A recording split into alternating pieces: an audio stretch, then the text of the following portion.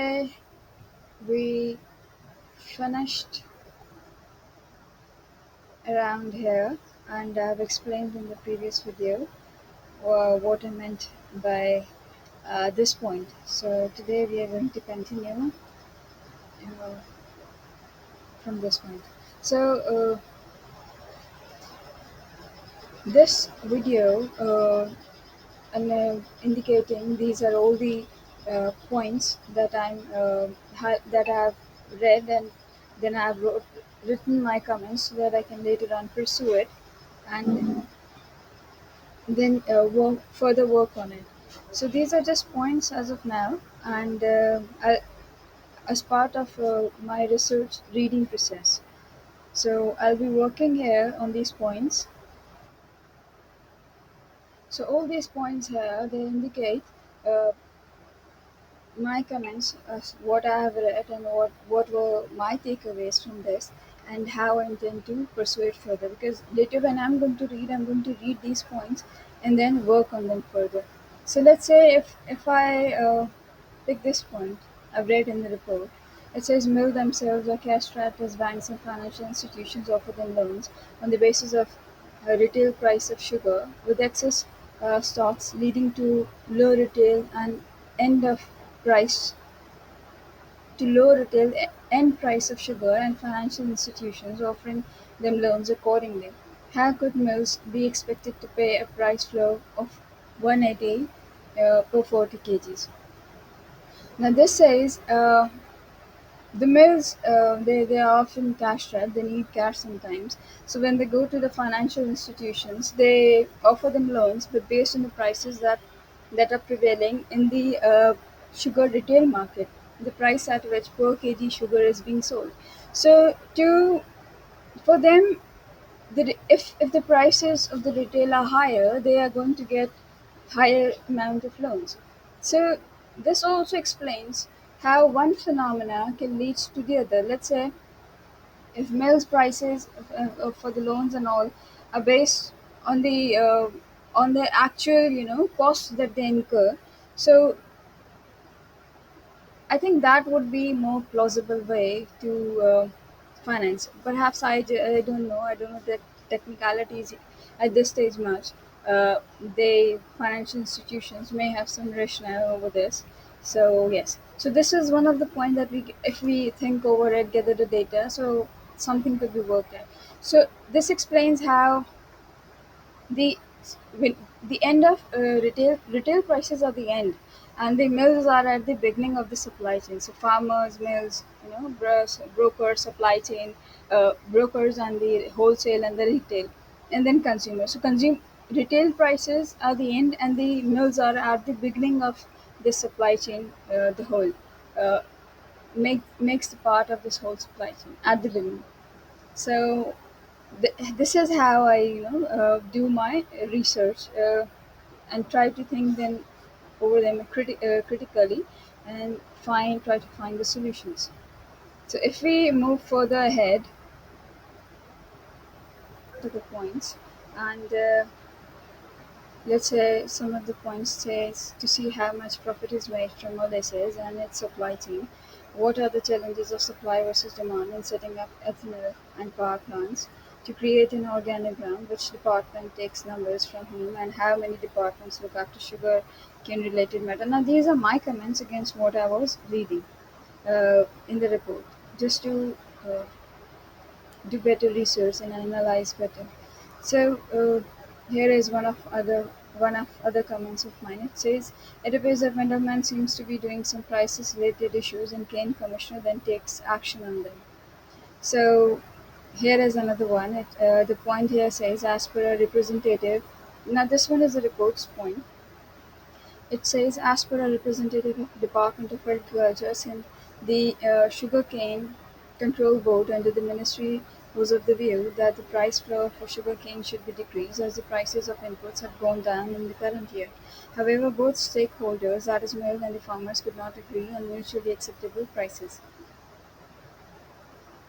So here I just wrote my comment, and this was during just when you read something, you have something in mind, you just jot it down. and then you later furnish it. So that is just that timings comment. It's not edited at all. So I might refine all these later on. Point here to highlight here my takeaway for there are two supply chains, right? One of the supply chains meaning there's one main supply chain that is from farmer cultivation to mills, the person selling from farmers to the mills in between, and then mills are there, and then from mills it goes to the broker to wholesale to retail and then to consumer, and then they also pay taxes in between. So that is the cost that is deducted from the supply chain when we see it from the pricing perspective. So that was the first part. Now behind that, there is also a regulatory parallel supply chain. You can call it a regulatory parallel supply chain, or you can say regulatory parallel points at each point of the main supply chain, that is from farmers to the ultimate consumer.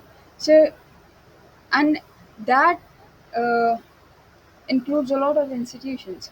So let's say we have PSMA, that is Pakistan Sugar Mills Association. That then we have Ministry of Agriculture. Of course, that would be because that is under which that it comes a lot of other industries, all the agriculture, and then comes the sugarcane control board. Now that is specifically made. Then we further move ahead and look at more points. So you can find Ministry of Commerce, the ECC decides on exporting the quantity of sugar. Now, ECC is another institution that is also involved uh, in this supply chain sugar related regulations. And then there's Ministry of Commerce also there, which also plays some part uh, related to it. And then we have Ministry of Industries and Production that works on the subsidy amount of it, and then we have TCP that is plays its role as to reserve the quantity of sugar as and when the government needs, and then we have another let's say uh, what's the name, API, Agriculture Policy Institute, from which government takes input related to the first-hand, provincial governments take input. What are the challenges that are faced by farmers? So they prepare the end inputs.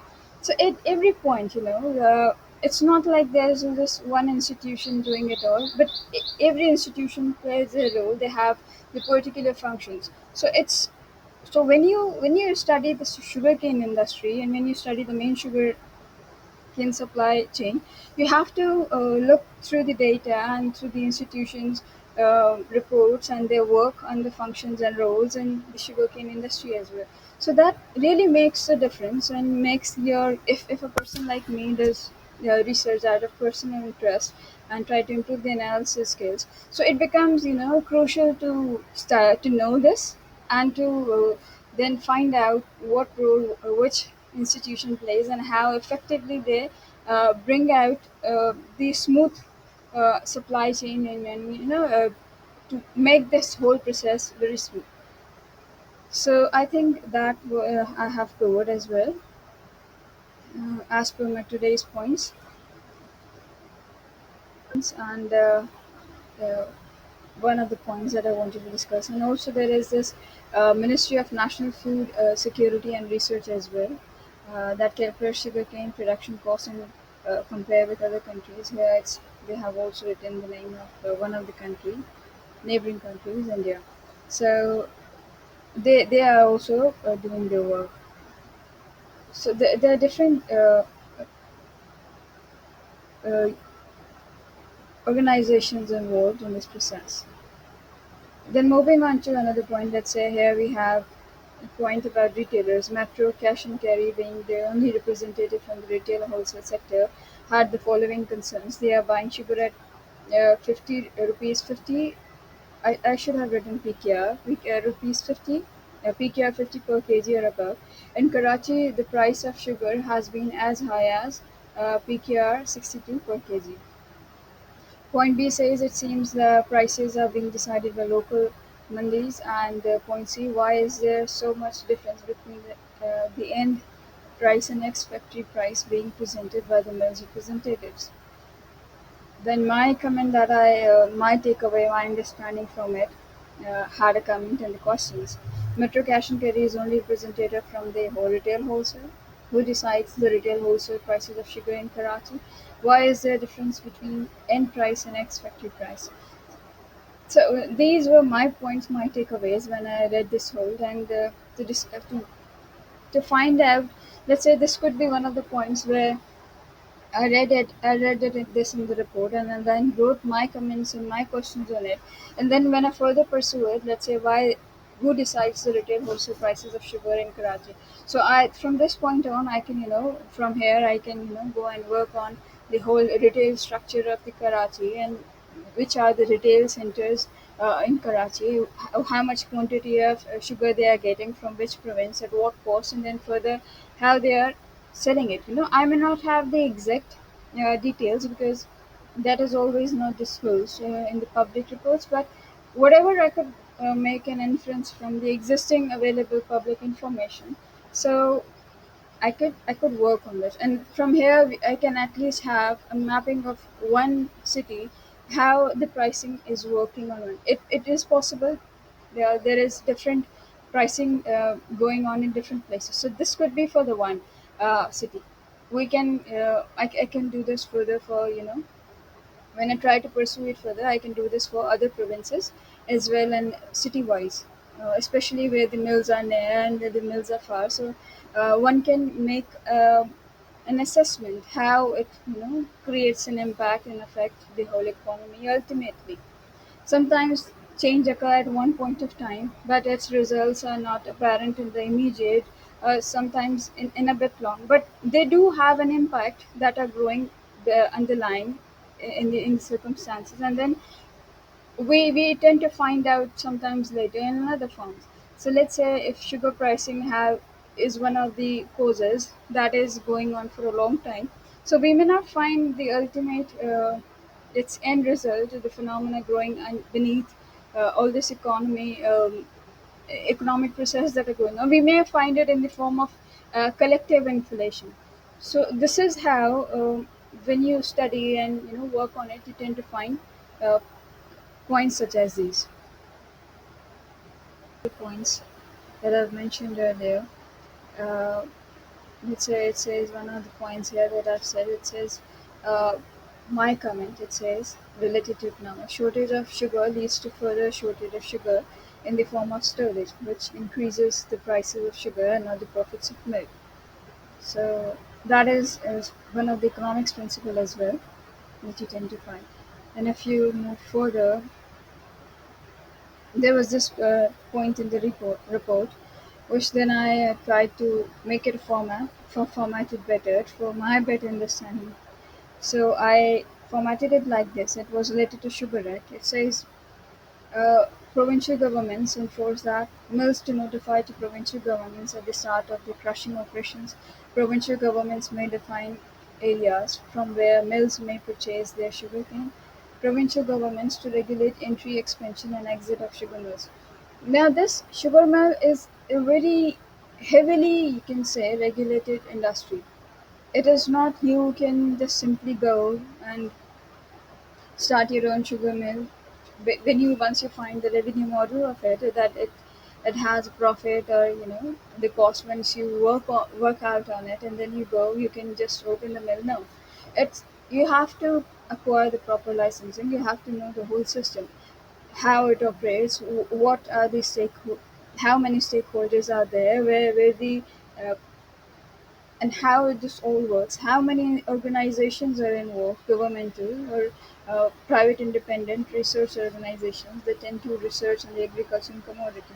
So it's heavily regulated industry, and governments, I think, take care well of it from different perspectives. And it's one of the great points is that it is not ignored. Everybody is working continuously to improve it, however they can. So okay, so I'll just end it here, and I'll start but with this graph tomorrow, it's related to pricing and the supply and the quantity. So the point is, many of these problems that we have seen, there are so many problems. You have to literally find out the main problem. So what happens is when something starts, there is one main problem, and to solve different parts of the main problem, you try to sometimes try the temporary solutions and sometimes permanent solution. Some solutions match with the others and some do not. They create new problems. When those new problems are created, you try to solve it with new solutions. Those new solutions does not match with the primary problems solution. So you tend to find, when you look at the picture of all the problems and solutions, you see there are so many problems. Yes, there are solutions, step by step, built on the problems downward the stream, but that is not what is how you can solve this whole puzzle, you can say. So one of the first things that you can do, you have to segregate the primary problems with the secondary problems. Once you find the primary problems, find the solution for it, a conclusive, a comprehensive solution for it, in the form that it actually makes all the secondary problems disappear, or just let them have, you can say, finish from the very beginning. So what does this mean? When you solve the primary problems, the secondary problems that were created on the primary problem is going to disappear.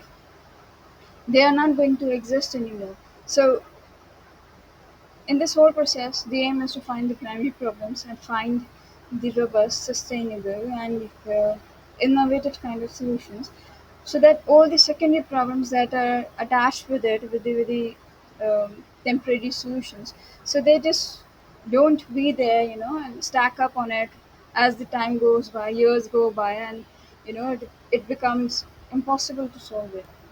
So this is the main. So let me just read the points if we have covered in this. So I'll just read the points here. Point number one is how one factor at the end of price supply chain affects the initial factors in supply chain. Mills' financial liquidity is directly dependent on the retail price of sugar that we have already discussed when I discussed about how the end prices of retail sugar price defines the amount of loan that mills are going to get from the financial institutions. And in point number two, I said the supply chain of farmers and mills is one part, while the several government institutions are another part, and they all do their work at several stages. So that I've also discussed about the supply chain of farmers and mills, farmers to mills, and then to end consumer is the main supply chain, and then uh, there are several government institutions that play their part and try to make this sector more robust and sustainable. Then we have third point, different pricing issues in different provinces and cities that we have also discussed, and how why these pricing issues exist. So this could be worked upon, and I hope to pursue it later on. And then heavily regulated sector that we have discussed. It's regulated uh, by different acts, frameworks, policies, procedures at all levels through different institutions, and it's well looked after sector, and not the ignored one, you can say. Many are secondary problems. If primary ones are resolved, secondary problems will disappear. So that is the crux of this whole puzzle, I might say. Thank you so much. I'll start tomorrow with a graph of economics of supply chain. Thank you.